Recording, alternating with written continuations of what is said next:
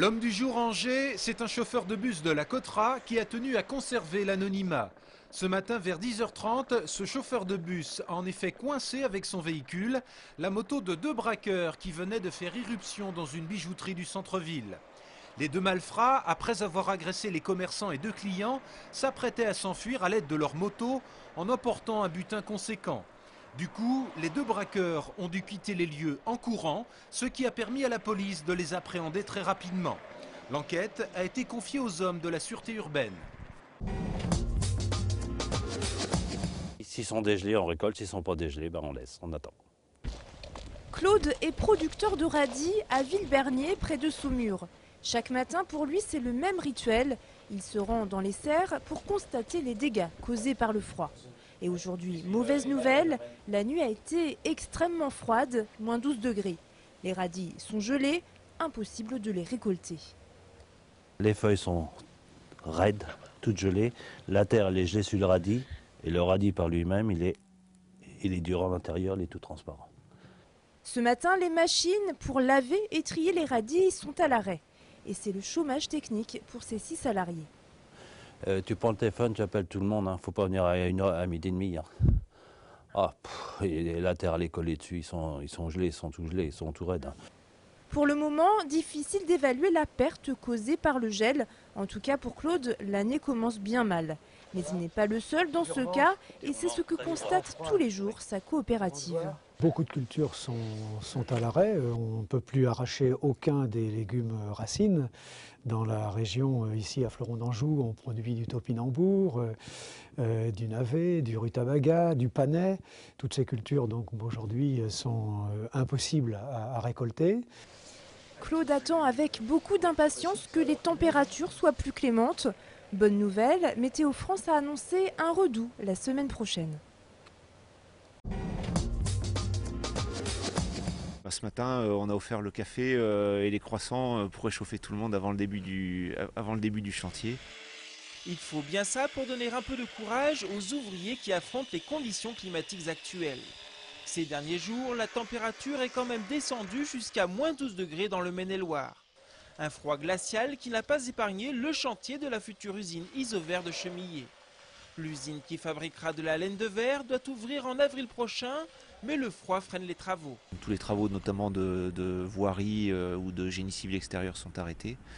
Les entreprises qui travaillent à l'intérieur, elles, travaillent de manière un peu ralentie parce qu'il faut régulièrement aller se réchauffer. Mathieu travaille sur ce chantier depuis 5 mois. En tant que chaudronnier tuyauteur, il passe sa journée dans le froid, alors pour lui aussi, il faut s'adapter. On s'habille plus, donc au moins 4-5 couches successives. Une première peau, deuxième peau, polaire, le bleu et un gros blouson par-dessus. Et comme ça le fait. Et dans les moments où le froid devient moins supportable, il reste une solution appréciée par bon nombre d'ouvriers. Ah bah là, c'est la petite pause café, histoire de se réchauffer un peu. Donc comme ça, on repart un peu plus chaud et puis ça réchauffe quoi. Après sa journée de travail, Mathieu pourra apprécier le confort et la chaleur de chez soi, en espérant que les températures gagneront quelques degrés prochainement.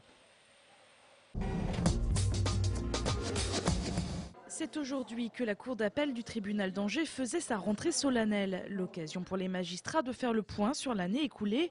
Et comme partout en France, discours et discussions tournaient surtout autour des nombreuses réformes de la justice. Avec en point d'orgue, la dernière en date, la suppression des juges d'instruction. Ce n'est pas tant qu'il n'y ait plus de juges d'instruction qui pose question, c'est de savoir qui dirigera ces enquêtes et quel sera le statut de ceux qui dirigeront ces enquêtes.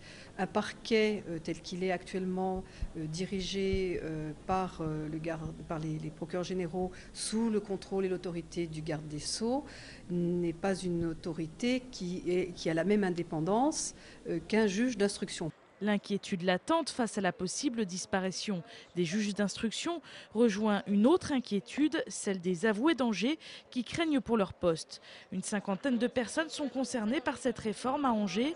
Ce midi, ils profitaient de la rentrée solennelle pour manifester leurs craintes face à l'avenir. Le 9 juin dernier, Madame Dati a annoncé très brutalement la suppression de la profession. Depuis, on n'a absolument aucune indication sur le sort des salariés. On ne sait absolument pas par quoi le gouvernement veut remplacer les avoués. Il n'y a rien. C'est le néant total. Et ça fait 6 mois que ça dure. Les magistrats attendent des réponses à leurs questions qui devraient leur être données le semestre prochain. En bref, c'est une des conséquences inattendues du froid inhabituel que nous subissons actuellement en Anjou. Le préfet du Maine-et-Loire a en effet décidé d'interdire la chasse dans notre département jusqu'au 17 janvier prochain à minuit. Ce sont notamment les oiseaux qui sont le plus vulnérables en période de grand froid. Ici, je maintiens mon ballon qui est prêt à monter. Ici, vous avez un écran de contrôle qui vous permet de voir ce que voit l'appareil photo. Et le directionnel que vous pouvez voir là. Christophe est un photographe assez original. Avec son drôle de matériel harnaché sur les épaules, il peut prendre des photos aériennes jusqu'à une altitude de 150 mètres. Le ballon monte grâce à un gonflage à l'hélium qui permet, l'hélium étant plus léger que l'air, qui permet de faire monter le ballon dans l'air. Vous n'avez pas peur de vous envoler? Non, parce qu'il ne peut soulever que 2,5 kg et je pèse beaucoup plus de 2,5 kg. L'appareil photo est dirigé dans les airs depuis cette télécommande améliorée. Un écran permet de visualiser les images en temps réel. En appuyant sur le bouton rouge, la photo est prise. Voilà, vous avez le résultat directement sur l'écran. Cet après-midi, le client de Christophe, c'était la ville d'Angers. Avec ce procédé, la ville peut enrichir ses supports de communication à un coût bien moins onéreux qu'avec des prises de vue en hélicoptère. Et apparemment, le résultat séduit. C'est souvent des vues qui sont un petit peu originales par rapport aux vues aériennes classiques, et ce qui permet de surprendre un peu. Donc le but un peu de ces photos aussi, c'est également d'avoir un autre éclairage.